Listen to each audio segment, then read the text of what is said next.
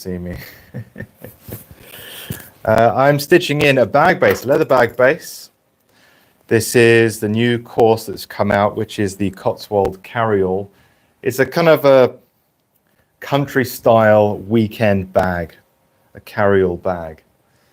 So we've got elements of leather, as you can see, the straps for the handle attachments, the bag base, the inside. Obviously handles haven't been done yet. Gussets have been done, which I'll show you in just a second.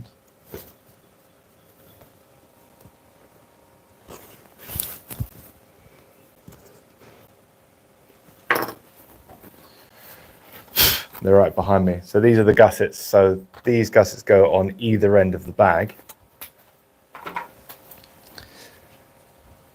So once this is all stitched together, we can then marry up the bag panels base to the gussets, and we will start to go from 2D to 3D. Hi guys, welcome in. Welcome to today's stitching session. I hope you're doing well. Stitching this in with Fil Chinois 432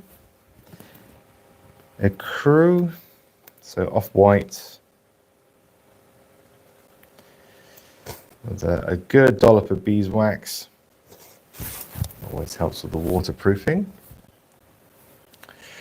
Bob Z's says hi, or waves hi. How's it going, Bob? Thanks for joining in. While I'm stitching this, if anybody has any questions, feel free to ask away. So this is a little bit of a different course, although we have used fabric before in the courses, such as on the laptop case. I used a canvas interior with a cognac tan exterior, which was a really nice pairing. This time we're using fabric on the outside. It's a very hard wearing fabric, which is hand woven. So this is all done by hand. It's not done by machine. And these are made in the islands of the Outer Hebrides in Scotland, off the coast of Scotland, in the islands of Harris and Lewis. And people make this cloth, this fabric in their own homes, which is pretty cool. So it's a really interesting fabric to work with. It is, of course, 100% wool, designed for harsh environments. And there are many different kinds of Harris tweed as well, depending on the design that they're looking for. This one is in I think it's a moss green, but it has elements of blue in there. You've got red in there. You've got like an orange tan, which is quite nice. And if you look closely, there's a lot of light blue and dark greens, and then when you kind of stand back, it has this overall look, which is really cool. It's like a blending of all sorts of colors that you wouldn't expect. Bob Z, says stunning. Thank you very much. Ivo says, hey Philip, how you doing? Lovely pattern on that tweed. Yeah, it is. I'm doing very well, thank you. Doing very well. I hope you're doing well too. Yeah, I went through a lot of different samples before kind of pulling the trigger on this one. And yeah, I just kind of like this one the best. Excuse me. I thought I'd got tied on the rear side, but I hadn't. Bit of luck. Yeah, so lots of different colors. I was kind of going between, you know, grays and then having a bit more color in the leather. And I thought this pairing, which is a dark Havana and kind of moss green tweed. It kind of just worked for me. It stood out, and I thought, yeah, I can see it now. I can see the bag.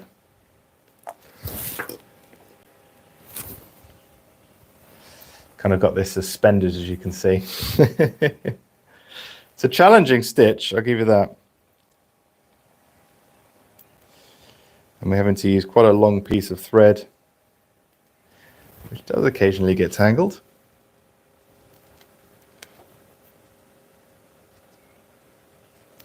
Yeah, it's Scotland, and in some of the harshest places comes up with the some of the most beautiful things.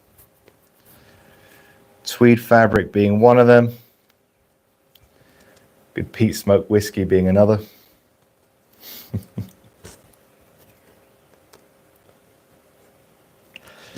I guess when the weather is that bad, you tend to stay in and try and perfect something.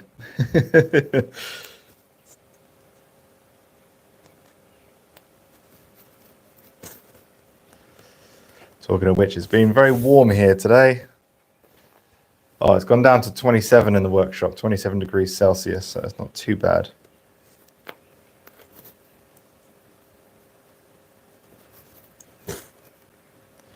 It's been quite warm.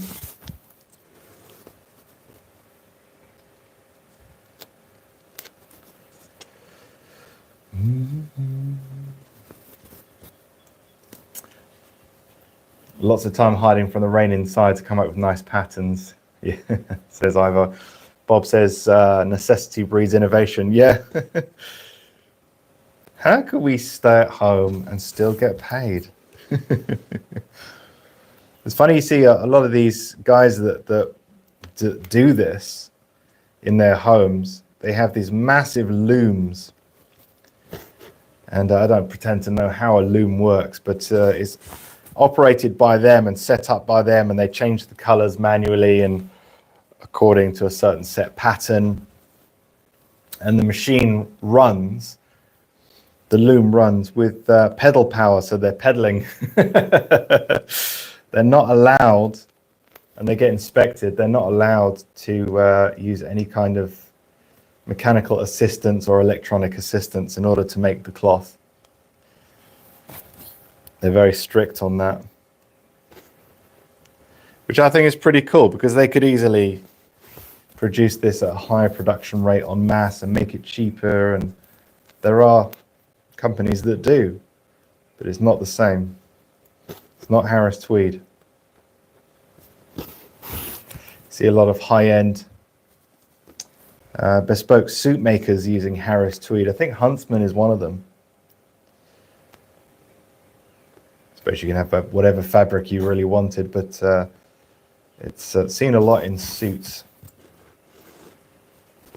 especially sporting jackets. I think a nice tweed sporting jacket would go pair quite nicely with this. I guess you could tweed it up, maybe get some leather shoes the same color as this.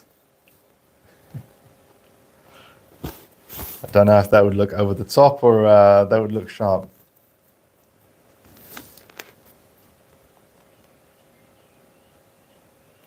Arpa says hi, hello. Thank you for joining in. Occasionally I'm looking behind there onto the inside of the bag, because as I'm stitching, I can't see where the awl is coming out on the other side. I'm actually just gingerly touching it with my finger, and now I'm putting the needle against the blade, and when I pull the blade out, the needle follows through. So it's kind of, you do it a lot by feel.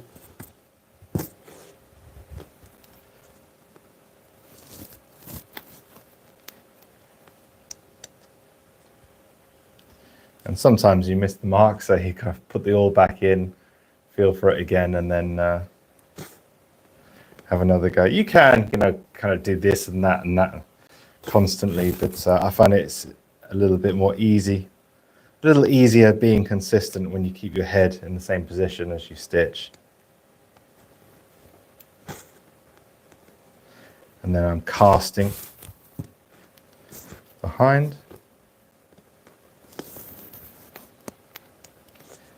So coming up to the second handle strap attachment.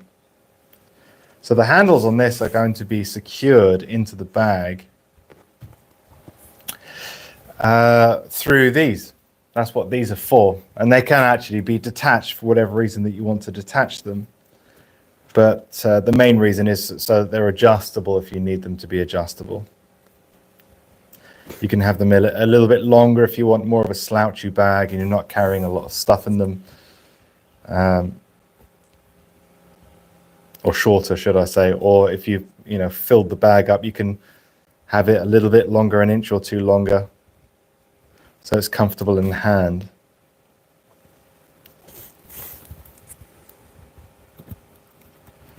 I guess you could swap it out and make different handles and put it in. It just creates a different kind of design, a different look. A bit more of a relaxed look, but quite adjustable as well.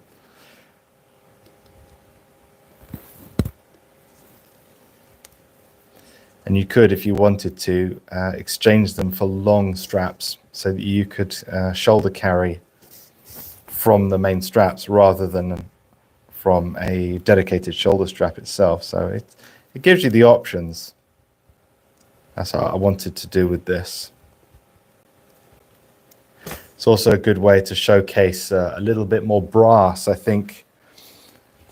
And you got your the color, the pop of color from the tweed itself. Then you've got the dark brown leather. It's very rich, very deep color. And then you've got that sparkle of polished brass and the Chicago screws underneath as well.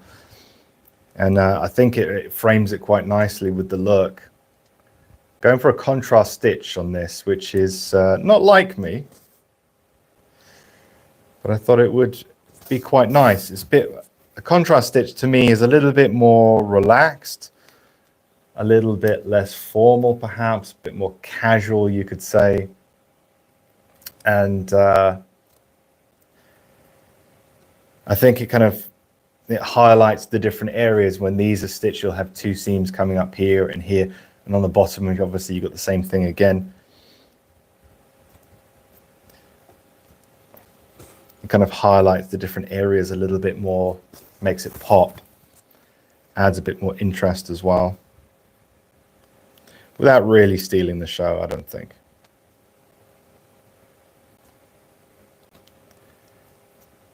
We're going for a particularly heavy stitch for that reason.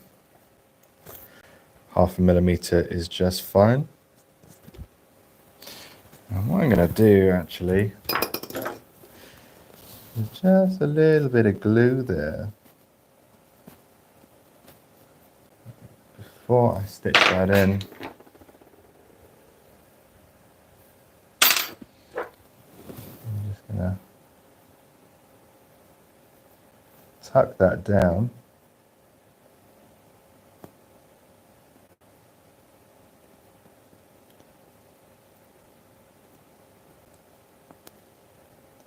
So it can't be seen after stitching. Anything still protruding, that gets taken care of by the rubber. Good.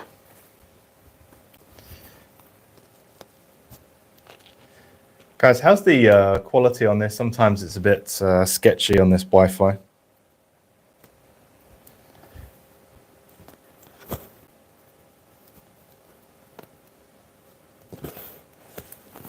Let me know if it's particularly pixelated or anything.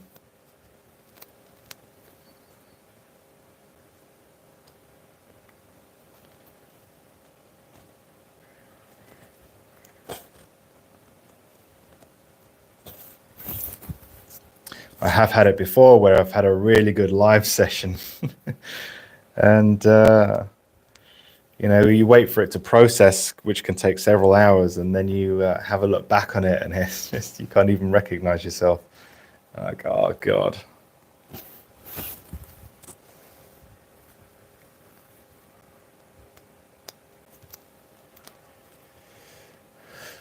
Bobsy, thumbs up. FF Zanchetta, how you doing, buddy? Good to see you. All good, the quality. Excellent. It's what we like to hear. I'll bring you guys over a bit more.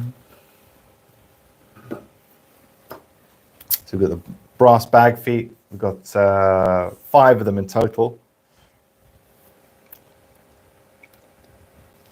I think I had 4 on the de Havilland. This one, a 5th central one.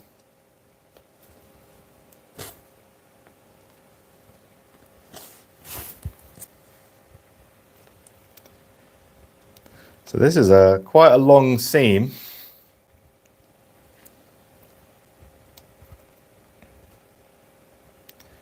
About 1/2 meter long.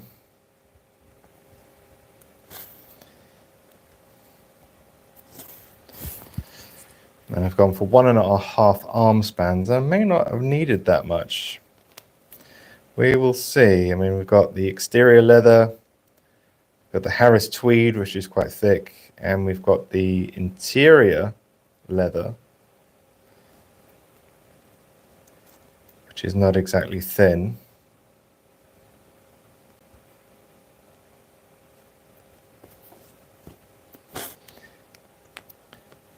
But I think because it's compressible and we can pull that stitch quite tight and it compresses in, I think that's kind of given us a little bit more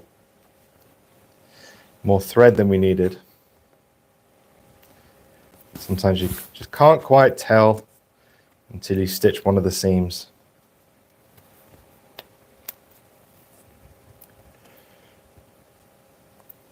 What's the bag size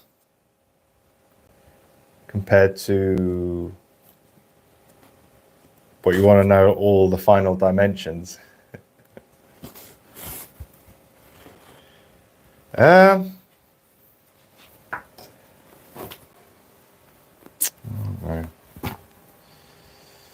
me get my tape 1 second.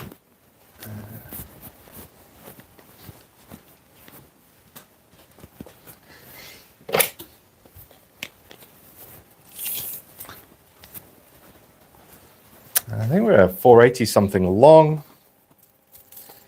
Height wise, 270.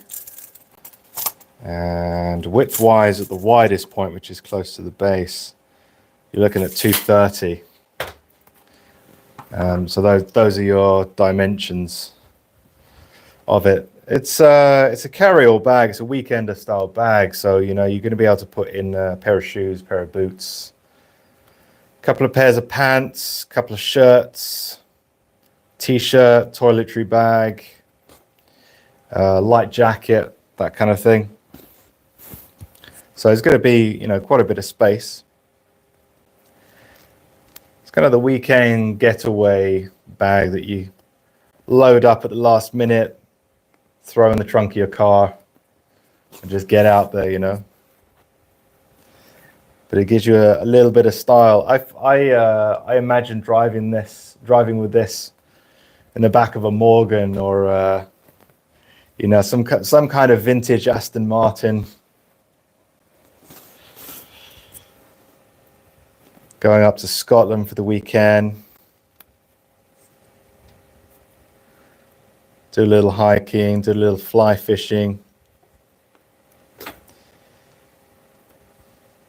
It has that kind of sporting element to it, which I really like. Maybe I should do the size dimensions by how many pheasant you can put inside.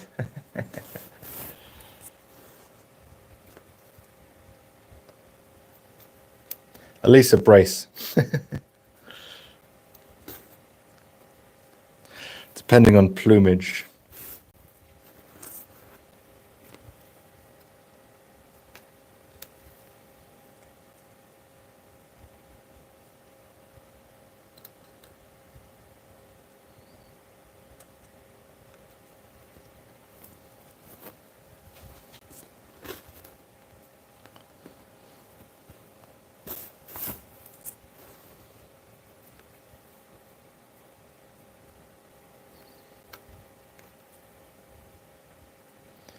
So coming towards the end now.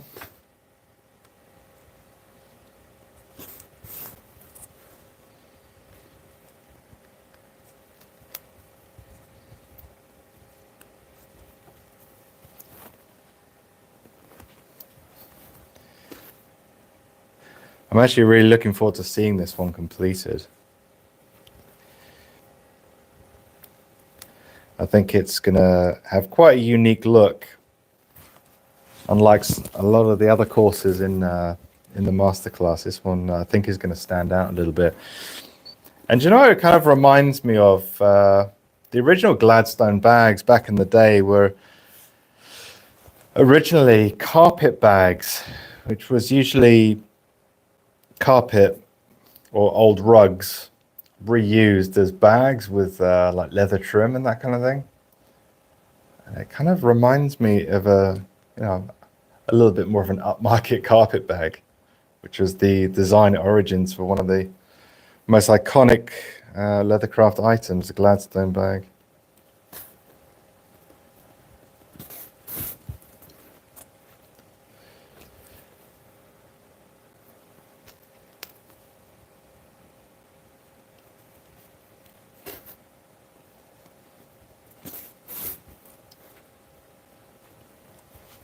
Mary Poppins, yeah.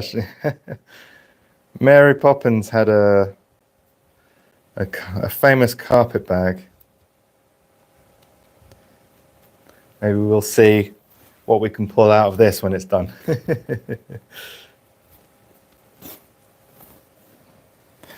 Mary Poppins. I think the most famous part of that of that film was Dick Van Dyke's British accent, or Cockney accent, as kind of a working class London accent. Was I think nominated for or won an award for like the worst accent of a movie of all time. It was so bad. Even as a kid watching that, I didn't realize that he was meant to be from London, as someone from London myself. Oh, I just thought he spoke funny. Classic film.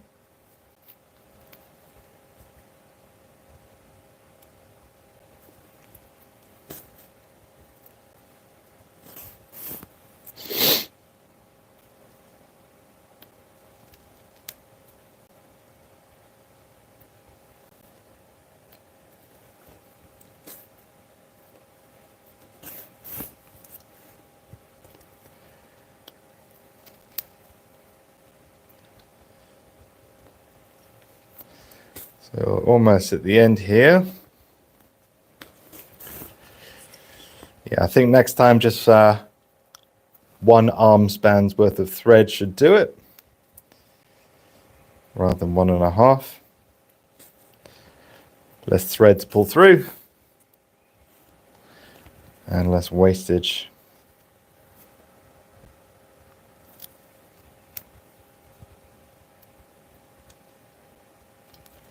There it is.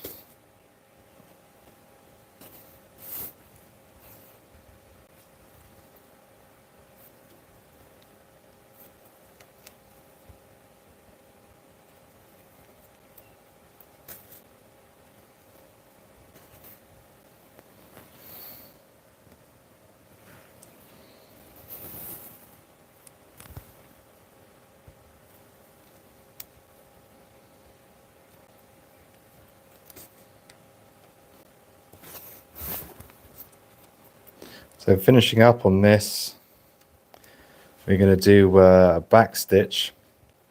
The edges either end on this, where the base and the panels interface with the gusset, because we have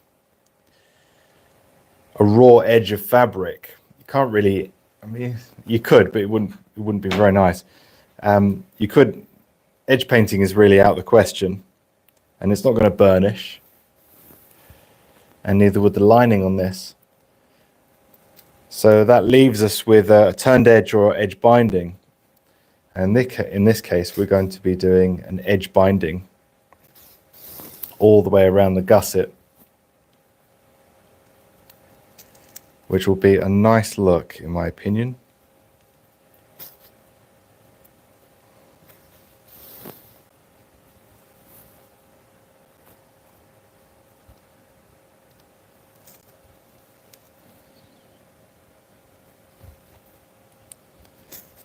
and also seals the fibers. So once you've bound the edges of this and you've glued them in place, those fibers are held together, so there's there's no chance of it fraying from the edges because they'll be permanently bound.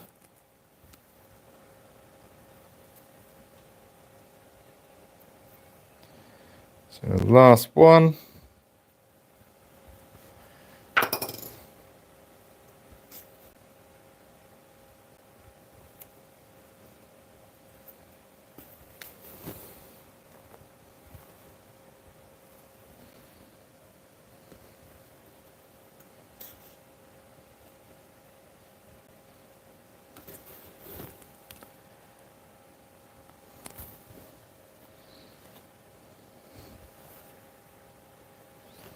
There we go.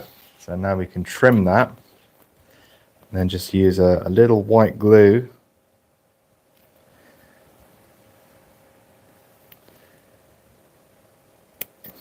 to keep that in place permanently.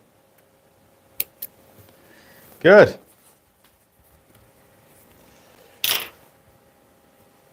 Am I stitching a bag to that suit?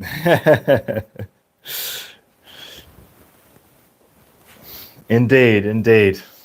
I was saying earlier, I think it would be, I don't know if it would be over the top to, because it's quite popular tweed color actually, the moss. Get like, you know, a sporting jacket to go with it. Would it be over the top or not? But yeah, it's kind of the vibe I'm going for.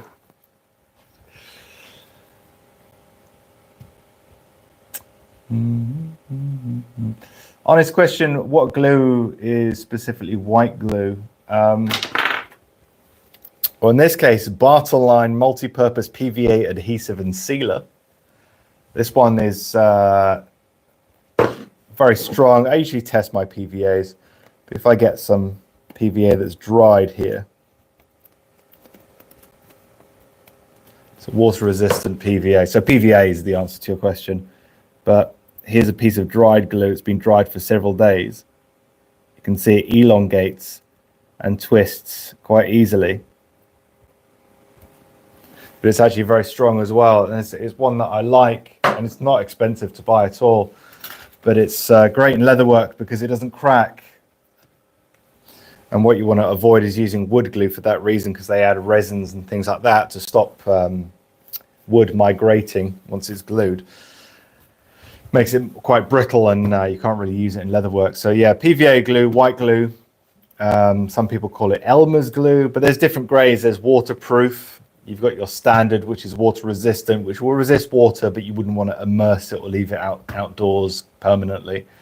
And then you've got kind of school glue, which is another name is washable PVA. I use that quite extensively in areas that doesn't need to be highly waterproof, for example, because you can wash it off things, you can wash it off table. If it starts to dry, just a damp cloth over it and it reactivates it, so it, you know, brings it back to life again. It's actually really good stuff. So general PVA glue, but it's a bit of an umbrella term for lots of different types of glue. Some people would lump wood glue under PVA glue, so you kind of have to test your PVA glues. Roxana says, hi, hello. Cool, then I'm using the right kind. Yep, just make sure it has some flex to it. If you leave some to dry on a piece of plastic, for example, quite thick, when you peel it off, because it won't stick to plastic or even itself for that matter, does it snap? Is it brittle or is it flexible? You want the flexible kind. Austin says, I've fallen out of making recently with life events, but wanting to get back in it. So it's great to see you live. I love your site and courses. Thank you very much. Hopefully the inspiration will come back soon. Yeah, if you can't force inspiration, really, can you? It's it kind of just takes you when it takes you. But if there's something a product that would, you know, make you happy or make your life easier, or that you've always wanted to make, You start researching that a little bit and getting some ideas together, and I find that quite inspiring. Sometimes it's like, oh, I'd really love to make that. That would be really awesome to make, and that keeps me going. I would never want to make something that I wasn't really that bothered about making. This, it's something new, something different. I was excited to make it, and I think that comes through in the courses. So I always have to make sure that I like it myself. I think it's interesting, because otherwise, it's you can lose favor with many different pastimes and hobbies and things like that. So well, I hope it comes back. Tobias says, get back to making, Austin. Doing hobbies that make you happy makes you happier even when you don't feel like it. Yeah, you know what? Any time that I'm going through a really tough time in life, one of the first things that I quit is doing things that I enjoy doing, because you're not in the mood, right? It's weird how you just kind of fall out from doing the things that were giving you happiness in the first place because you're not feeling happy. It's almost like shooting yourself in the foot. So sometimes doing things that would normally make you happy, even when you're not in the mood, just do it almost like it's a chore. And sometimes, you just feel great about doing it, and then it kind of brings you out of that. But anytime you're feeling really down or stressed, the first thing to go are generally things that make you happy, which is strange, but it's the human condition. Cool, guys. Thank you very much for joining me. Yeah, that's how depression works. It's a bad spiral. Very tough, very tough. Luckily, we have hand stitching, which is about the most mindful thing that I can think of doing, which is really cool. And I have you guys as well to keep you company. Cool. All right. For those of you who are brand new to stitching, so you might have joined in today and kind of watched me doing this, and you're thinking, how is he doing that? Don't forget, there is a free course on the Leathercraft Masterclass. But when you go there, there's a pop-up. You can enter your email address, and I will send you the video free of charge. As always, guys, thanks for the conversation. Any questions, leave them in the comments below. This video will be going up permanently, so you can do that later on as well. But thanks for joining me, and I will see you in the next video. Take care.